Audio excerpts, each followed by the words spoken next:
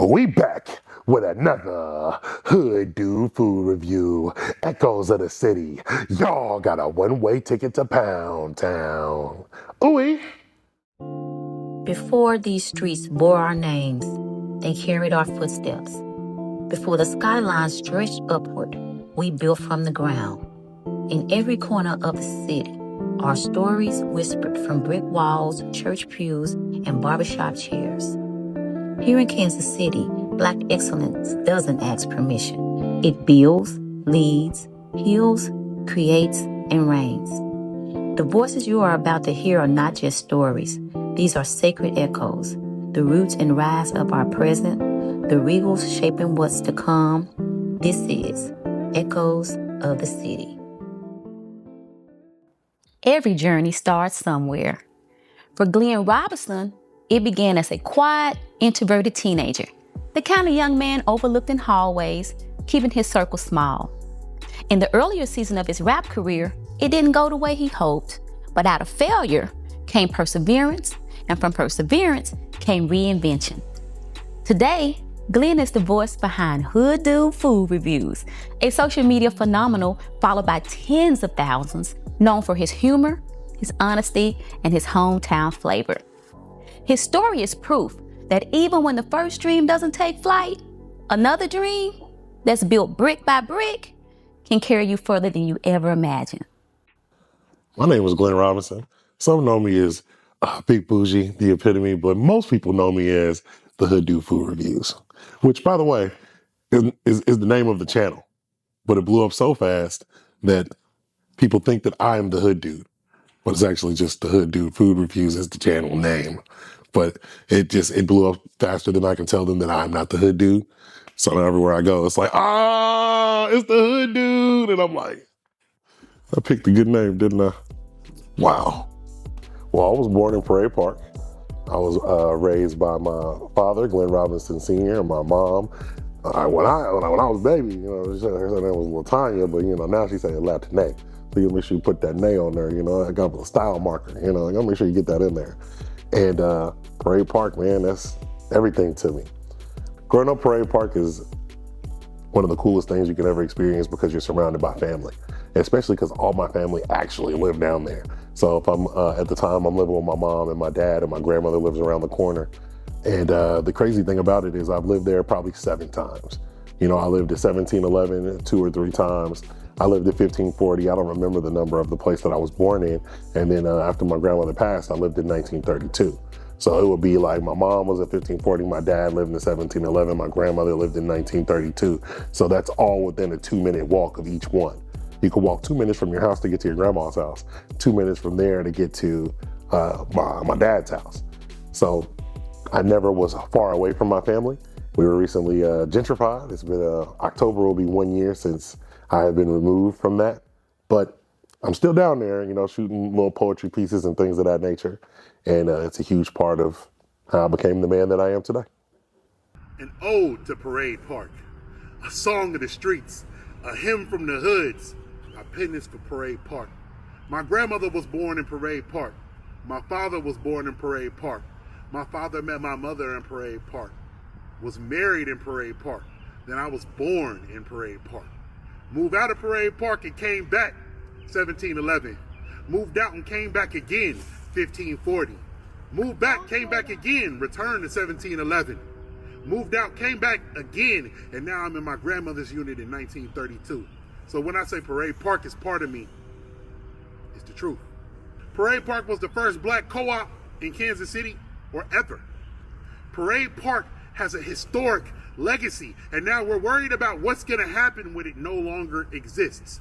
There's people inside living in disarray, worried about their apartments not being fixed, worried about is their rent going to increase, worried about is there anywhere for them to go. And I stand here telling you I love Parade Park. I am Parade Park.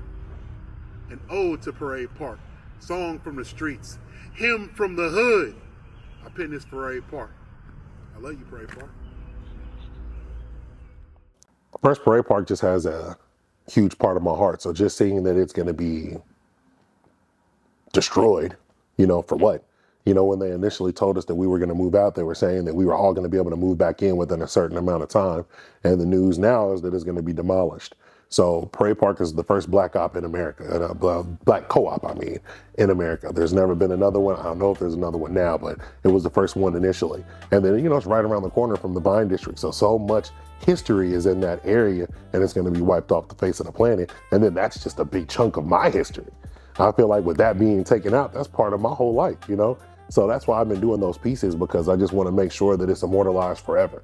I want people to be able to, and if you ever look at the comments of the thing, it's always people putting in the address, so I say 1930, 1540, there's people putting all their address numbers in there, talk about Parade Park forever, because I know I'm not the only person that has those connections to the neighborhood. So just wanted to do something to immortalize it, man. I know if it meant that much to me, it meant that much to someone else. So the thing about Parade Park is, if I ever had, I had my house in the hills, I would still have my house on the block. You know what I'm saying? I'd be like, hey, I got the door code, slide down there, man. I got the Henny in the refrigerator, man. Let's turn it up. I always felt like I'd be able to go back. I always felt like no matter where I was, I would always keep that part of me. So it's like, so much of the roots are there, So I was raised by my mom and my dad until I was about 12. Then there was a separation. And once there was a separation, I stayed with my mom. After the divorce, I lived with my mom. And I still was around my dad. But, it's just, when you live in one place, that's where you live at. And you're a kid, you're not really thinking about like, I need to go spend some time with my dad. I already live here, man. You need to come over here. You know what I mean? But as I grew older, you really realize the importance of that father figure. I feel like memories come in like phases. When you're a kid, I don't really remember anything but the good times. You know what I mean? But it's very particular that you remember when that presence is no longer in your home. You notice that boy, but I really couldn't understand what it was because I was a kid. And once I, matured into an adult is when I realized the void was a man in your life, your father, and the importance of just having that person in your life every day. And it's not that he wasn't there, it's not that he didn't try, but as a kid, I'm just like, man, I'm trying to go do this, I'm trying to go do that, man, I'm not trying to go hang out at his house. What are you going to do there, man? He's got a hookah, playing Madden, I don't want to do that, but those were moments that as I grew older, I realized that you just have this big portion of your life missing, and that's what it is. So being blessed to be able to have both parents in my life, though the divorce, didn't impact me initially, as I grew, I realized, what was missing and what I needed to change in my life.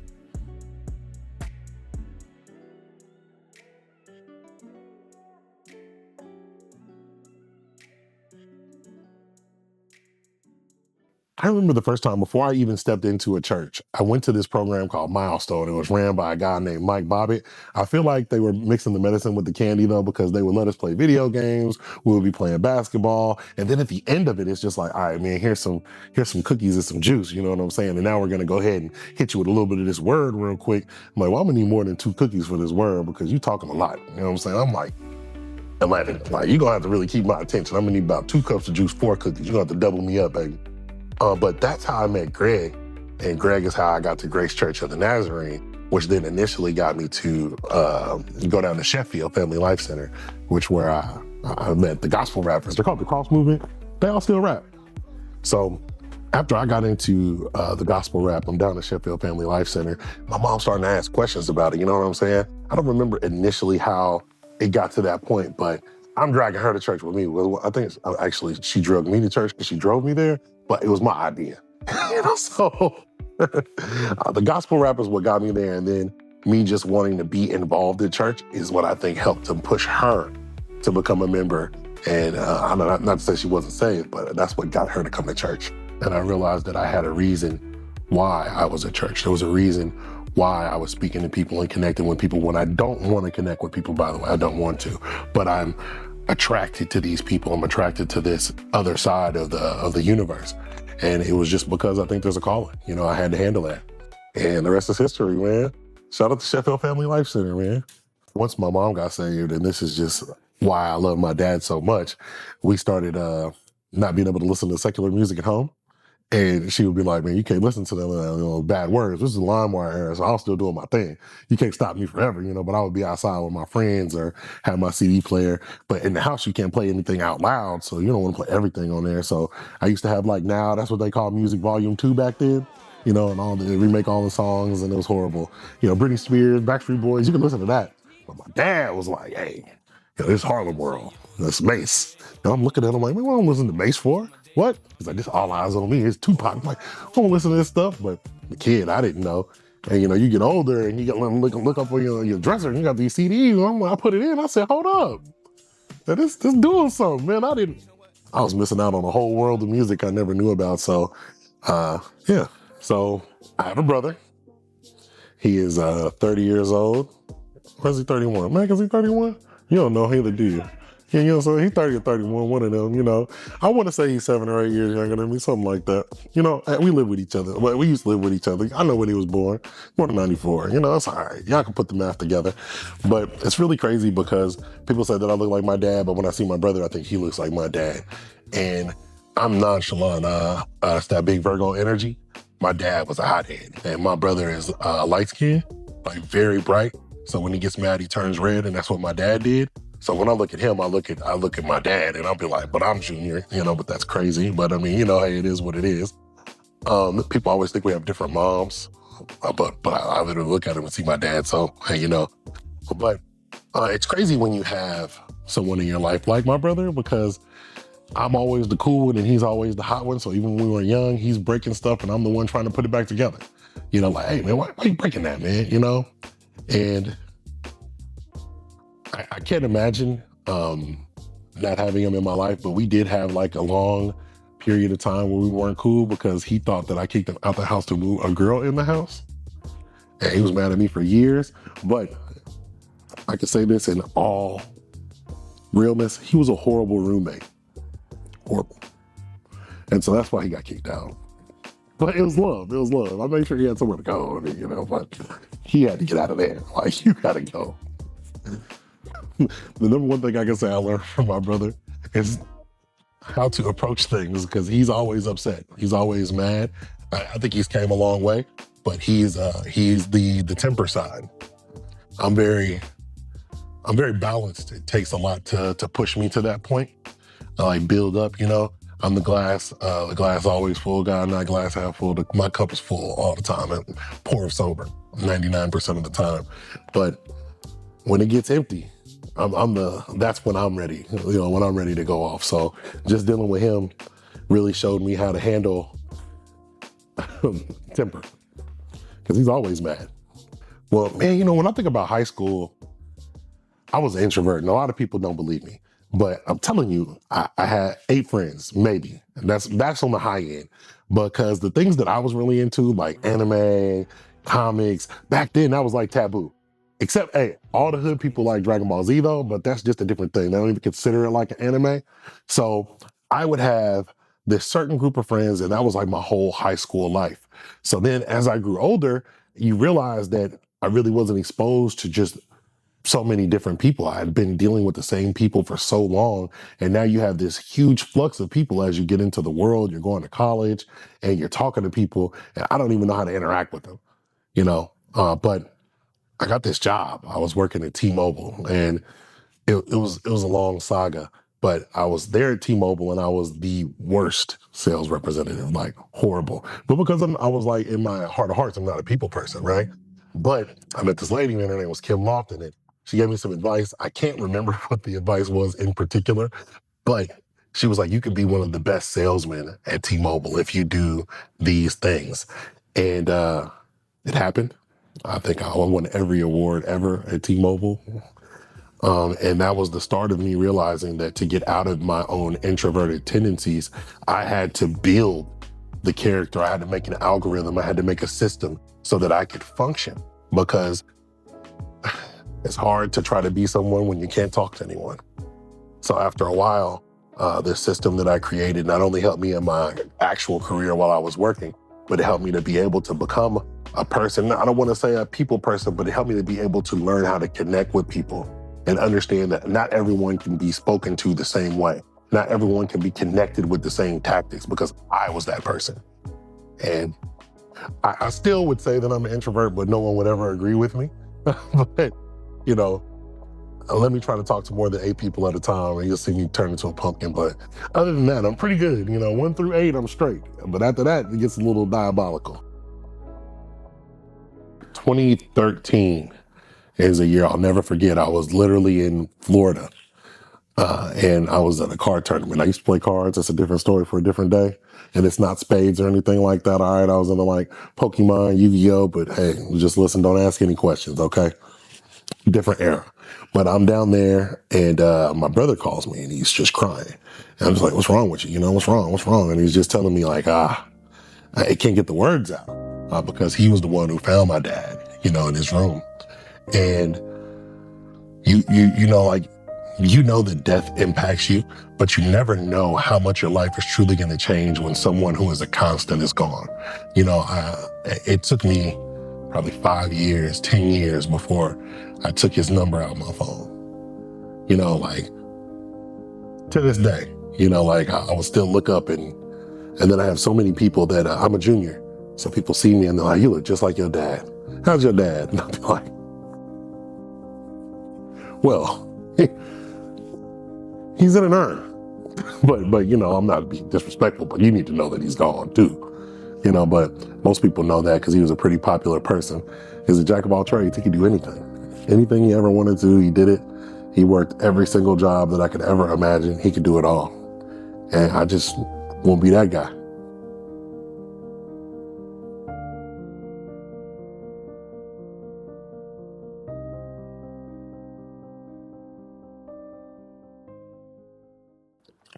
I remember sitting in the house and telling my mom I was rapping, and she's like, you can't rap.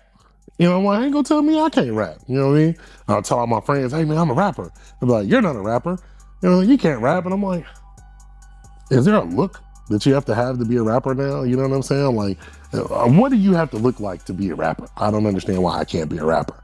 So I tried so hard for so long, to be a rapper. And when I was traveling, I would have my CD. When I told you I used to play cards. So I would go to these events and I would try to give my CD to people with the trade, or with the money. And yeah, nobody took it. I had to give away all the CDs for free, which was the first real L that I felt like I ever held, because I bought that big tower so I can burn CDs, because this is a long time ago. And I made 100 copies of my project. And I was just like, well, we about to make all the money in the world, man. We about to be rich. Yeah. I sold 2 copies of it. We went double wood. And I found myself giving them to people and then just asking them to listen and give me feedback. No one ever gave me any feedback. And I was like, why aren't they giving me any feedback? I just imagine if I put the product out in the air, I'm the best rapper alive. I'm going to be signed. I'm going to be famous. I remember quitting a job one time. I literally had a job, a great job, and I quit it because I was like, I'm going to go on this tour. I'm going to be famous. I'm going to be rich. And I think I had a job in 2 months because I spent all my money in 2 months. But I have a firm believer that rap was the vehicle to get me here. Rap was the vehicle that drove me to the first destination and allowed me to pivot. And it's never like I stopped rapping. It's just you got to focus on the hot hand. You know what I mean? And music is always going to be a part of me. It's in my DNA. But it's just more an outlet for me to be able to express myself. And if it wasn't for music, I'd never be here. So, I feel like I owe a lot just to the creative process. But the most important part of it is I took so many L's rapping. If I could show you just the Cash App, if you look at my Cash App, how much money I've sent to engineers and producers, and to have but those losses are what allowed me to build up the thick skin to be able to do what I do now. Because I went a whole year of nobody messing with this. So I'm talking running into a brick wall for a year over and over again. But the thing is, if you run into something long enough, you eventually break through. And it's kind of an oblong shape now, the hole that I made to get through that wall. But I hit that brick wall so many times, I started to dent it. And every time I did it, it'd be a little bit further and a little bit further. And eventually I broke through. And I broke through my way. So that's really the thing that I really appreciate. I never emulated anyone. I never did it like anybody else. I wanted to create something that was original, that no one sounded like, that no one did like, and telling the truth and being honest and being transparent and showing that you don't have to leave Kansas City to make something in Kansas City. And I feel like I was able to become this person and become this influencer or whatever it is. I never even knew what an influencer was, by the way. They told me I was an influencer. Literally, I was invited to a group and they're like, "You're an influencer." I was like, "Me?" Yeah, I looked around and, everybody was white. So I'm like, "You sure I'm supposed to be here with y'all?" But props to Miana from Kansas City Discover. She was one of the people to really show me how you're supposed to use your influence. But credit all the losses in rap to allow me to be able to run into that brick wall so many times. And if you ever are worried about the brick wall, tell them that the brick wall should be worried about you. So when I actually started having a bit of success, I adopted a ski mask. And the big reason the ski mask worked was because it allowed me to have all of the characteristics that I thought I didn't have. When I became the epitome, I was able to be more confident, braggadocious. I was able to be a different person. And it enabled me to engage with people in a different way. It allowed me to show a different side of myself that I didn't know that I had in me. And I think part of it is being introverted, because all the people that I started rapping with were even more introverted than me. So when we started the business, I would be the person to connect with the streets and they would be the persons to connect with the internet. And then we all just came together and brought all of our tools and resources. But once we started doing live shows, I kind of realized that I was still lacking because I'm an introvert too. So, I adopted this mask and it allowed me to be more confident. It allowed me to be more, it allowed me to believe in myself more. It just covered up my insecurities. But I would say, and it's crazy because I took the mask off last year, March of 2024, I would say, because I started the year off doing like a haul of ski masks, which is just crazy, but it was like all these different decorated ski masks. I thought it was a great idea. And then at the end of the year, we're going to do like a haul of mannequins all wearing the ski masks, and they all were decorated differently. Like I had one with gems, I had one with spikes, like it was a whole thing. But I took the mask off because I felt like I was splitting myself into two different characters. And that's when I realized that I've been wearing this mask because it made me comfortable, but that's just because I was scared. And the insecurities that I had been harboring for my whole life, it made me able to go outside and do that. But I had to realize that if I want to be successful, I have to be me, 100% me. So I took the mask off and it was probably June. Not to say everybody's story is going to be that fast, but I noticed a significant pickup as soon as I got rid of it.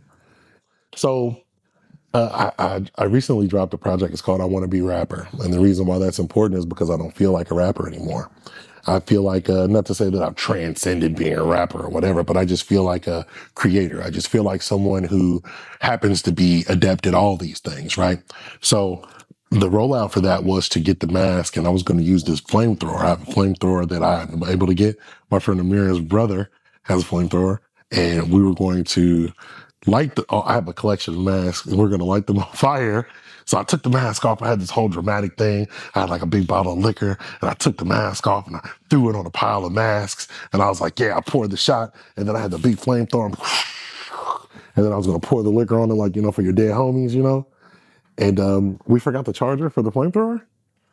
So I just had a bunch of gas and some Douce. And I'm like, we're not going to pour gas on the masks. It just seems a little dangerous. So I just ruined every one of the masks by pouring a whole bottle of Douce on them. And then, saying that I've transcended this mask. I'm no longer wear a mask. And it's crazy because I get calls and emails because we were selling the masks and they were really popular. So people would be hitting me up to buy the masks. And I was like, I actually don't have any more. And then someone wanted me to come and wear a mask, and I was like, come to this and wear your mask. I was like, actually, I can't do it. And I'm like, well, I don't have any more masks, one. And I just said I was no longer going to do it. It's like, you get me as I am or I'm not coming. And it's just, It's been an amazing transition, and I don't miss the mask, but I do miss selling the mask. So maybe one day, we'll get back into it. But I feel like it allowed me to grow, but at one point it became something that was holding me back. So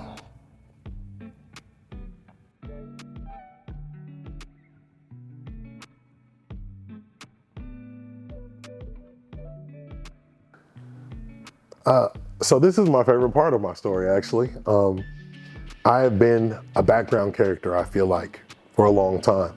I feel like I have been the assistant in everyone else's story.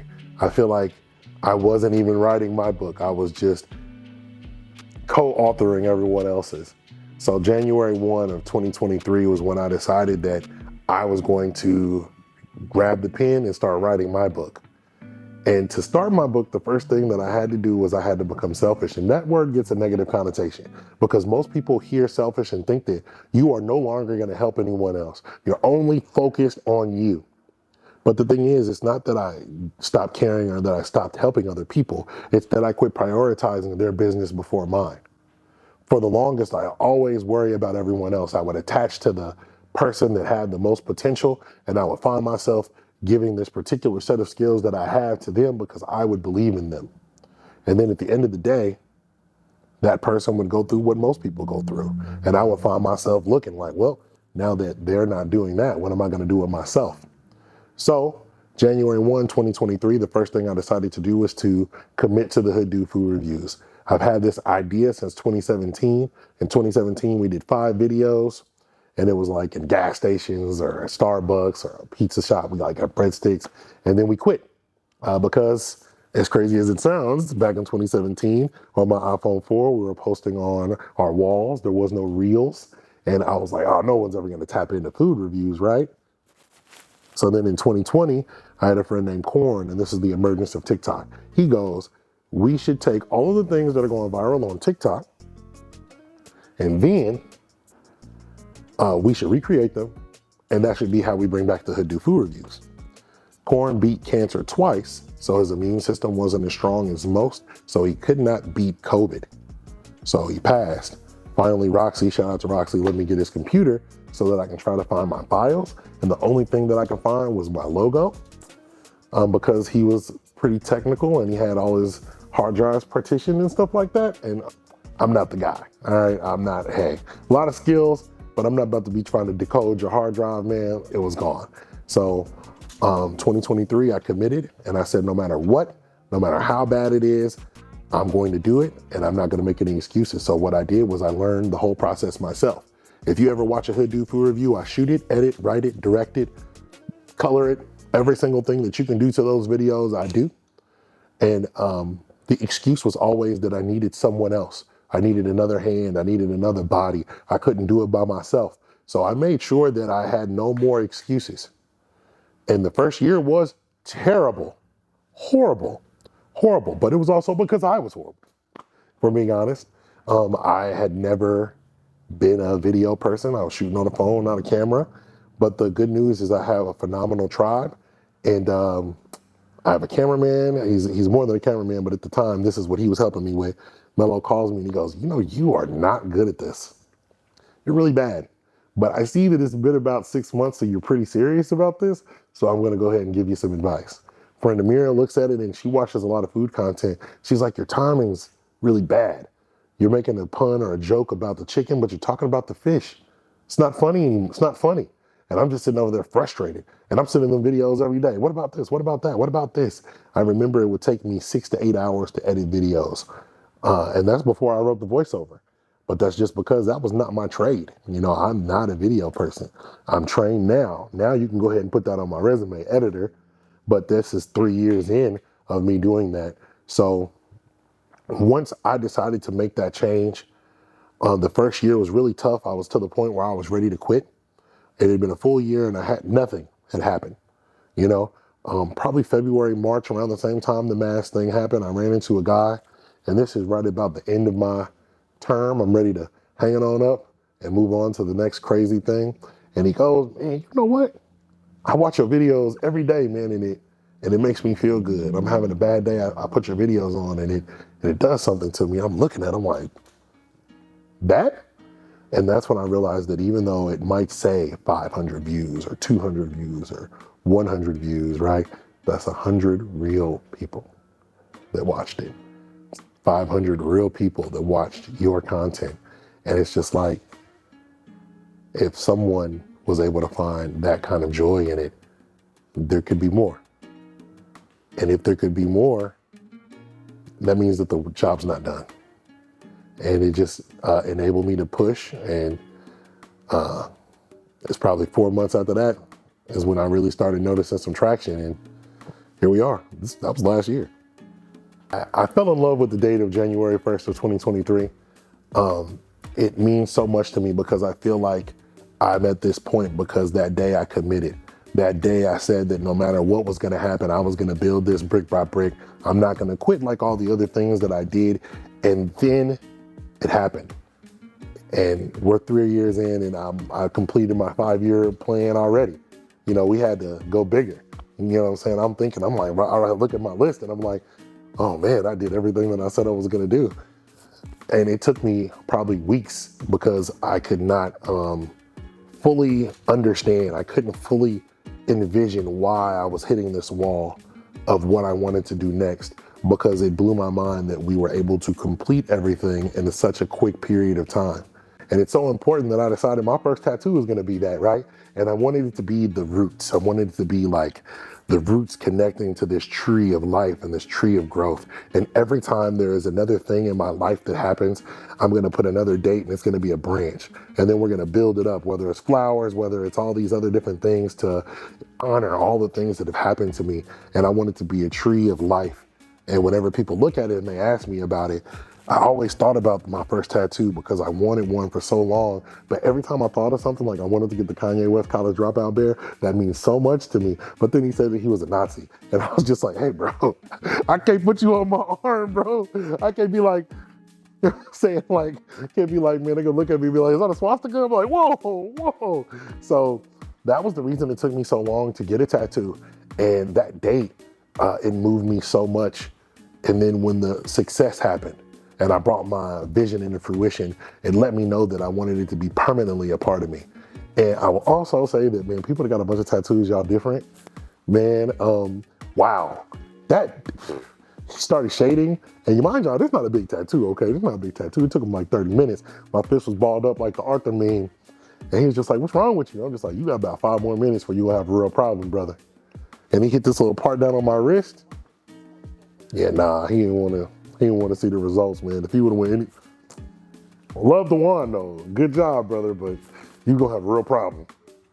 And the next date that's gonna be important is 3/23/2025, because that's when I went full time as a creator. So we're about to be 6 months full time being a content creator, and I'm probably more successful than I was at work. I mean, it feels that way. I mean, my bank account says that, so it's pretty incredible. But it's just proof that the process is never wrong. You know what I mean? You can't go wrong if you built it brick by brick. They can't take away what you built because every brick is yours. You know what I'm saying?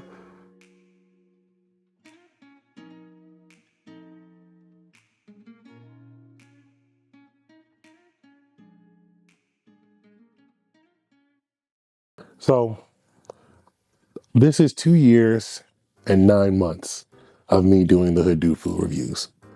So to see it now and to see the impact that it has on the community, and then people literally tell me every day, I don't go there unless you go there.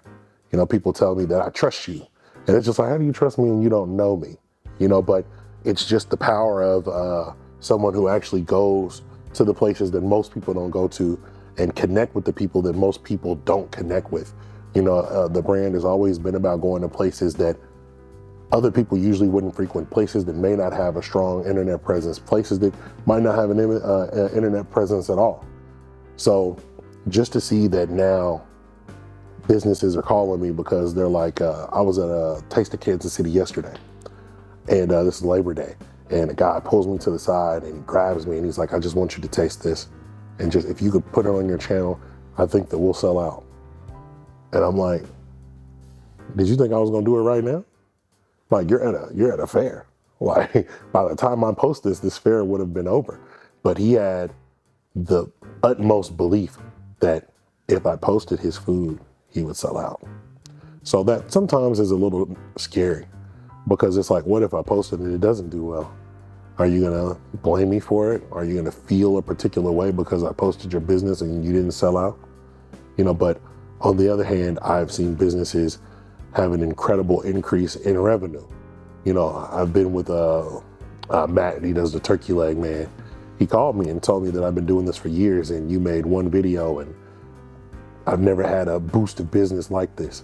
And I have a lot of frequent collaborators. I've done the district biscuits and I had a video that went pretty viral for him. And he just told me, Guru's like, man, I've had people coming in, it's the guy with the beard off TikTok. So just to be able to think that something that I came up with in my mind has been able to really help other people is just incredible. And every day I'm like, it just blows me away that the opportunities that I'm getting and the businesses I'm able to help, and it's really incredible. It's really fun. It's fun, but it's unbelievable.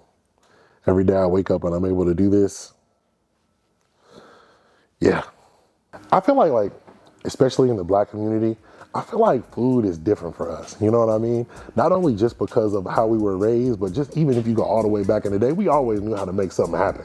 So I feel like as a Black creator, especially like a food creator, like our knowledge and expertise is different because we are raised in trying to determine you can bring that, but auntie, you don't bring the macaroni, okay? You leave the macaroni to Kenya. She gonna make the macaroni. You bring the sweet potatoes, okay? So I feel like most of us are already like programmed to be food critics. I feel like most Black people are food critics. I know all my friends are food critics. They don't want to do what I do, but they all food critics. And that's because it's tied into our culture and it's tied into our history. And you find yourself somewhere eating like, I could have done this better. And it's no disrespect, because I'm gonna still go ahead and give you $25, so I'm gonna give you your money now. But when we gonna get home, I'm gonna have to do a little something to this, but that's a different story for a different day, it ain't no knock, but sometimes you gotta go ahead and put it in the air fryer for a couple more minutes if it wasn't fried hard enough, you know what I'm saying? Put a little more seasoning on it when you get home. I remember when Red Lobster did the crab boil, me and Keyshawn took the Tonys in the bag, you know what I'm saying? Took the Tonys in the bag, They brought it out and I was like, oh, no, baby, this needs a little bit more love on it. But I think that's just tied into the homes that we live in, the families that we deal with. And we know what good food is, man. It's just different being from where we from, So it's love to be able to talk to people about my experiences and they know they agree.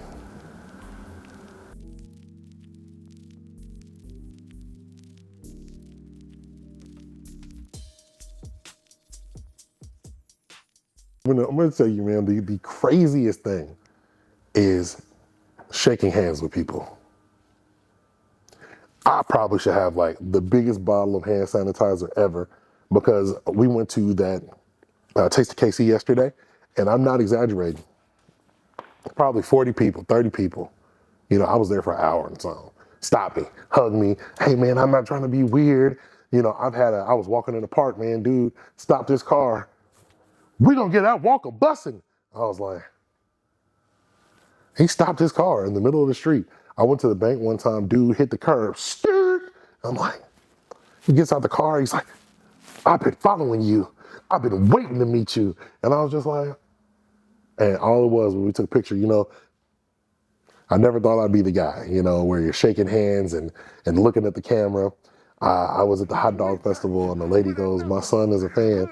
And the son looks at me like, I'm looking at him and she's like, he just ain't saying nothing, but he watch your videos every day. And in my mind, I'm just like, do you watch my videos every day? You just want me to have a picture with you? But it's cool. I put the kid on my shoulders and we take the picture and it just blows my mind to see that. I'm in Whole Foods the other day with Keyshawn and this woman runs up on me. I'm talking runs up on me. And I'm talking about full on tackles Keyshawn out. Bow, She falls, oh. And she's just like, let me take this picture with you right now. And her husband is behind me now, taking the picture with his wife. And she looks at Keyshawn and thinks like, She's my wife. She's not my wife. Okay, first, that's my best friend. Get it right. But he's like, well, I'm trying to take a picture with you then, so she's taking a picture with him. You know, I'm like, so it's just crazy to see. We get stopped constantly. I'm not gonna say it's Michael Jackson, but I'm gonna say it's really like being with a celebrity. It feels like that every day. You can't go anywhere. I don't care what color they are, what race they are, what gender they are. Glenn is getting stopped, and that to me that should be enough motivation for him to keep on going. Something that you create in your mind brings people so much joy, and just to be able to connect with people every day, doing the thing that you love, it's just a different type of feeling, and we're here.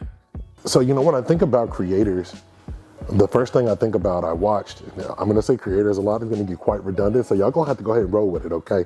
But when I think about creators, I watched the interview from Tyler, the creator, and he said that creators handcuff themselves. And that's the thing that I really believe, because just for example, you'll have a great idea and hold on to it. But what are we holding on to it for?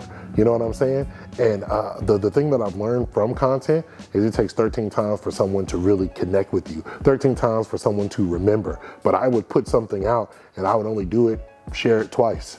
And then I'm mad at myself, mad at everybody else. Why didn't anyone get into this? Why didn't anyone like this idea? Why didn't anyone listen to this song? And then I thought about the Hood Do Food reviews, right? And I'm like, I posted that 300 times, 400 times in a year. You know, like in comparison to my other endeavors, I posted it maybe 10 times. And I'm like, we have to get lost in the process. The process is what's gonna get us there. And people love to talk about the end, but getting there brick by brick. And I remember telling my friends, you know, how much I wanted to quit, how much I couldn't believe it. But every single day I would get a new brick and my foundation would be secure, because I used to be on top of a sand castle, you know what I mean? It was a sand castle. And now because of all the repetition, and constantly posting and creating nonstop, I feel like I have the most secure house you could ever have, because I fell in love with the process of building the house. Instead of imagining what it looks like at the end, instead of the mansion that you're gonna get before that, I'm focused on just that bottom part,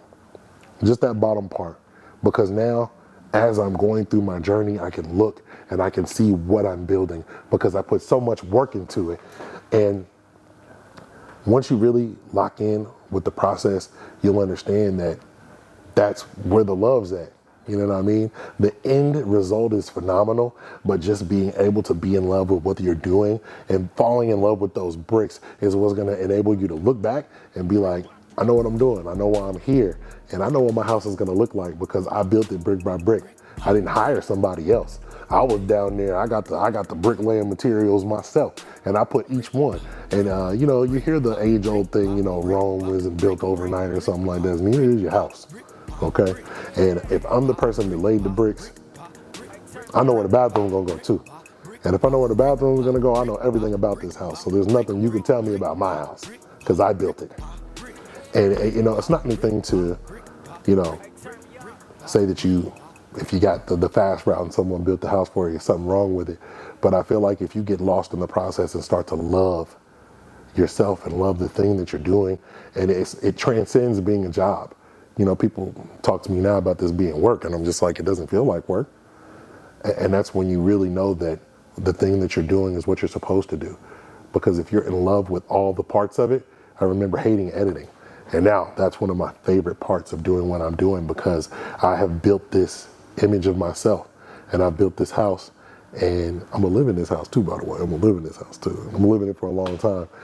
But every room I was able to add something, and I was able to find something within myself and put all these different things to decorate it. And yeah, man, you gotta fall in love with the process, man. You gotta fall in love with the bricks. Brick by brick, brick by brick by brick by brick, brick by brick by brick by brick, brick by brick by. I have a person in my life, man, I really value him. His name is Steady P. I'm actually gonna go see him after this meeting, which is incredible that all tied up like this. But when I was booking shows, Steady P used to help me to book shows. And he would get me in the room and he would book the show. And long story short, I like kind of went around him because I felt like I was getting middlemaned. And I went around him and I called the venue myself, and the venue wouldn't pick up, they wouldn't deal with me, right? And I just kept calling so much and emailing so much that finally the venue owners would be like, all right, man, come on in. So then I brought the flyers in and I'm like, this my show. He booked it, but this my show. I brought all them people in there. I'm the person that did this. And so then I started booking my own shows, right? But that caught his eye. And he called me and he's like, I want you to come help me. And then took me under his wing, showed me a bunch of stuff, and he's just like, for you to go around me showed me that you got, you know, that you're a self-starter.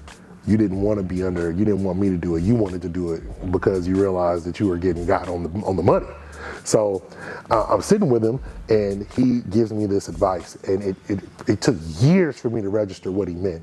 And initially I was so mad at him when he told me, because I was like, on the cusp of like the biggest moment in my rap career, you know what I'm saying? Like, it was like they were playing this on the radio. It was huge, right? And he said that you'll be better off as a background character. And that wasn't his exact verbiage, but what he meant, and it took me years to understand, is the way that I was presenting my business, I was showing people the wrong side of myself. People were looking at me and seeing the person who's running the show. People were looking at me as the person who's booking the show, the person who's booking the talent, the person who's supporting the talent, but not being the talent. So he's just like, yeah, this is perfect for you. You know what I'm saying? Like, you could do this. And what I took from that initially was that he didn't believe in me. I don't know to this day exactly what it was, whether he wanted me to continue to help him or he didn't see the vision. But what I took from it was I kept putting myself in a position where I wasn't the main character. And he'll never know it until he watches this. But what he said to me pushed me to become the person I am today. Because once I got to that point where I'm like, I'm no longer going to be writing anyone else's story. I'm not going to be anyone else's side character. I'm going to be the person in my story. All stemmed from, you know, like thinking about it. I'm like, dang, I have been helping everybody else except me. You know what I'm saying? I'm booking everybody. I'm writing for people. I'm doing all these things except doing it for me. I felt like I would literally make whatever it was that I was doing, I would put it out, and then I would leave it alone so I could go back and help everybody else. I never successfully promoted myself. I never successfully committed to any one of my ideas until January 1st of 2023. I have been creative for longer than I would want to admit on camera, and I never committed to promoting myself until January 1st of 2023. And that's when I realized that, you know, like, as much as I can be in everyone else's story, if you do not take control of your story, what are we doing? Where are you going to go? You're going to be stuck in the same place over and over again, not getting out of crawling, only having one brick, running into the brick wall and falling and not getting back up. And that was a really big motivational moment for me to realize that if I don't change something in myself, I will continue to do the same thing over and over again. And I just looked at all the years and all the time that I wasted, but I probably wasn't ready for the moment. You know, I probably wasn't ready to be the person that I am today, years ago. But it just always makes you think that what if I would have committed to myself? Where would I be? You know, not to say that I'm not grateful, not to say that I'm not happy, but it just makes me feel like, dang, man, that's good. That's a lot of years I could have been this person. But I think God has divine timing. I was supposed to be where I am when I was. Everything happened in the way that it was planned. And all those L's and all those hard moments, all those background character days gave me a very particular skill set, which allows me to do what I do now very well. I'm able to execute so many things because I feel like I've been in so many roles just to get ready to step into the main acting role, you know? You think about some of your most famous actors, but before Jeff Goldblum starred in Jurassic Park as the lead guy, you know, like, he was a lot of side characters, a lot of not the main guy. And now look at him, you know? He's carved a niche for himself, you know?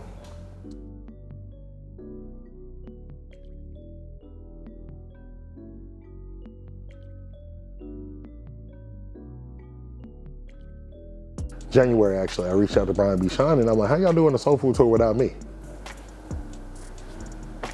Seriously, that's exactly what the text was looking like. And he's just like, "You right. You should come be a part of it." So I went to Swift's Cajun Cuisine, and on the Soul Food Tour, they stop at each one of these places one day a week. I walk in, they let me. They got the live radio in the back. They let me get on and do my little catchphrase, and then I remember I was on lunch break from work, and it took 2 hours because there were so many people in there. And I'm like, I had to make the video immediately because they weren't going to be at Swift's anymore. The special had already ended, so I had to make the video same day. And I'm rushing, trying to make it happen. And I put it together. It was dark. The audio was bad. Legitimately one of the worst videos I ever made. I sent the collab to 103. I didn't know if they were going to accept it. They accepted it. And it's probably the next day I get a message from Myron Fears, and he runs 103 now. And it just said 103. I didn't know that it was Myron. It just said, they followed me and come to the studio. So I get up there, I go to the studio, and he's just like, "You supposed to be on the radio. We're going to make it happen." And I'm just like, I mean, I'm not going to lie to you. I mean, I know it's Myron, but in my mind, I was like, "Cap. Sounds good. Show me." 3 months later, I get the call, and he's like, "Hey, are you ready?" And I'm like, "Ready for what?" "Ready to be on the radio." I'm like, "What?" It's like, "Yeah, your ad is going to be every Friday at 4:42. He's like, "We need you to send the MP3 in, today, tomorrow." I'm like, "Oh," and the rest is history. I've been on 103 every Friday at 4:42. I just recorded an ad for somebody, man. I'm on the radio a lot, man. It's crazy.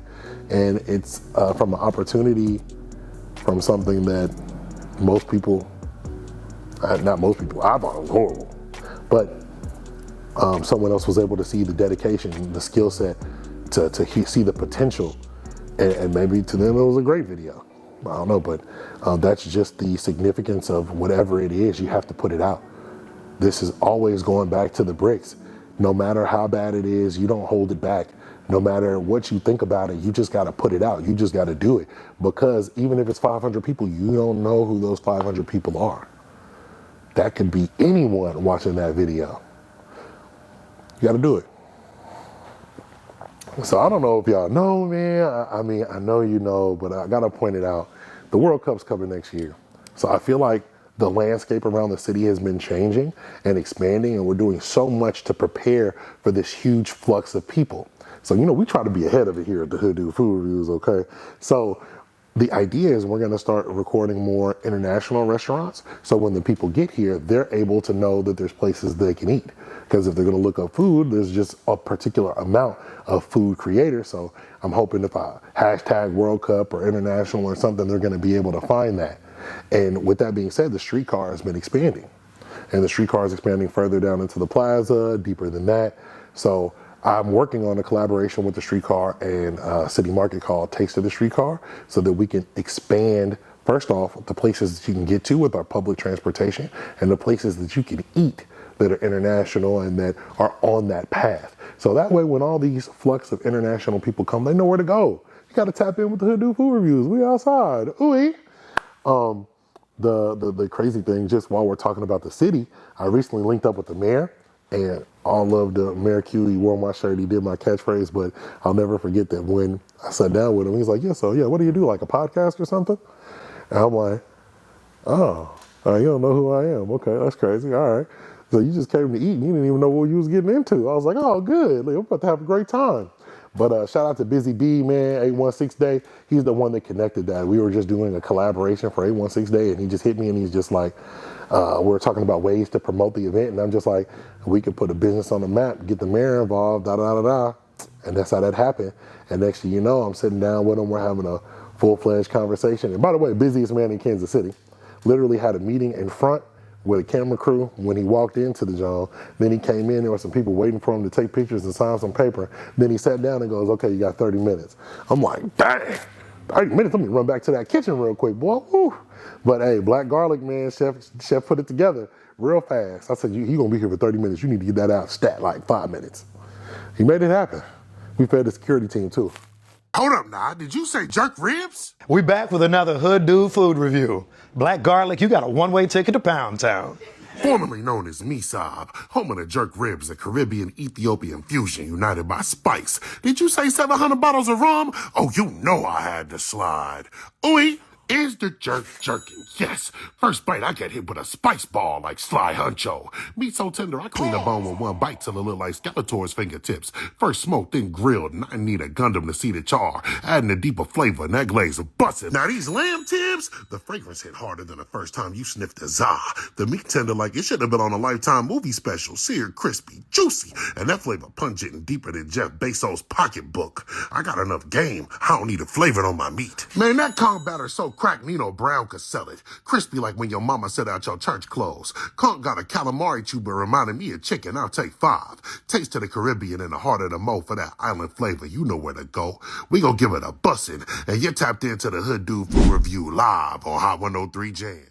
I feel extremely blessed because I feel like I have a lot of mental fortitude, but I feel like the biggest thing that has allowed me to continue to do this, even though there's a lot of stress that's involved, is I have like an incredible tribe of people around me.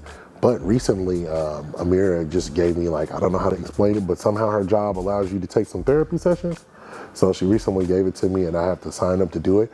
But I had wanted to travel to get some therapy just to see, because, I feel like as good as you're doing, I think you could be doing even better. And I feel like I'm just blessed. So that just happened. That's within the past 2 months. So I'm looking for, I want black therapists, nothing against you white therapists, okay? I got nothing against you. But you know what I'm saying? I got to be looking at one of me when I'm talking to you. All right? I mean, it's just a thing. So I feel like I'm blessed to have made it this far, but I want to be able to continue down this path. And I think that the journey, as exciting as it is, only gets more difficult. So I want to make sure that my mind is in the right place for me to be able to make this jump, because it's happening sooner than later. The cliff right there, and I feel like we're about to jump off that one, man. It's crazy. So, yeah.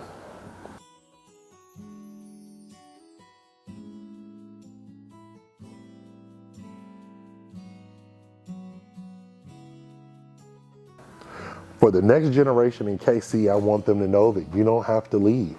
You don't have to go. You don't have to ask for help. You don't have to depend on anyone. You can do it yourself. YouTube University, there's so many different ways that you can educate yourself. And it's not to say that you shouldn't ask for help from anyone, but you should be inspired to do whatever it is that you want to do because you can. And lean on your tribe for them to help you, but you have to commit to yourself first. Leaving is just a part to expand your horizons. You don't have to go. Kansas City has enough. You're looking at the proof right here. I got here by supporting Kansas City.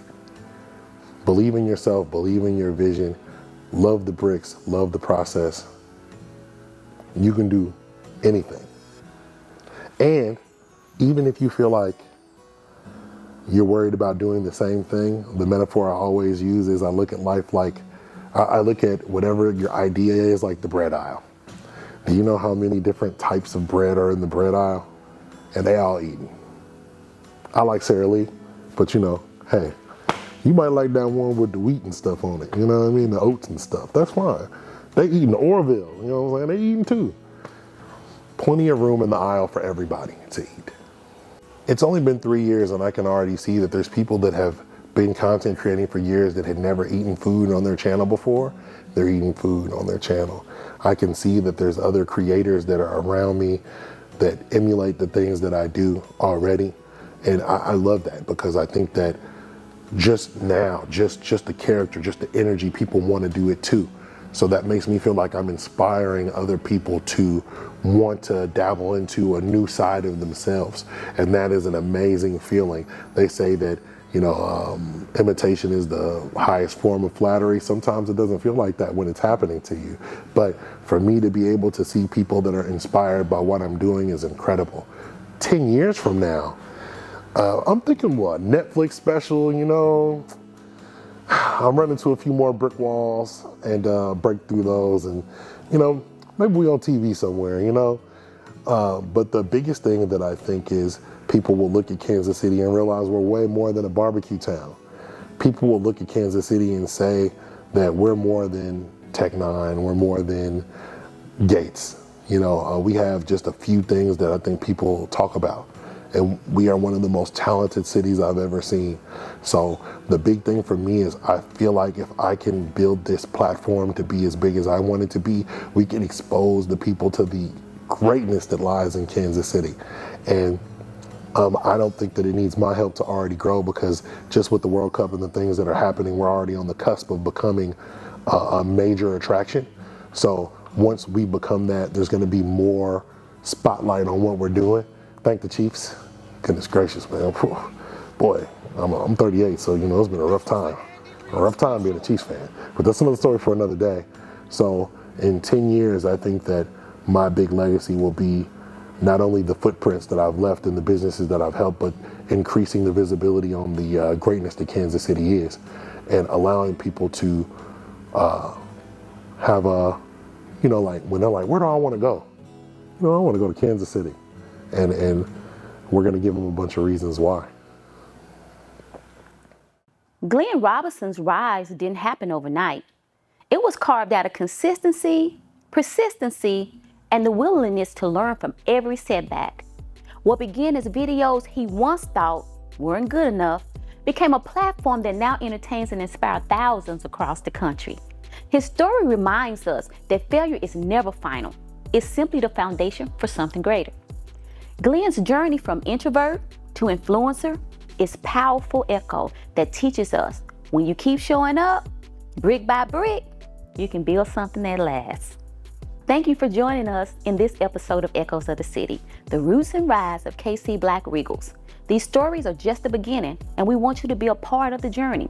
Be sure to follow us on all social media handles at Echoes of the City KC to stay connected and catch every new release. Don't forget to mark your calendars for Black Wealth Week. It's coming February 2026.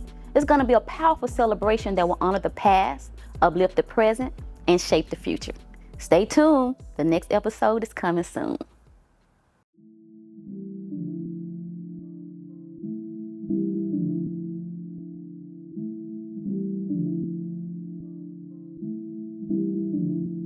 Kansas City,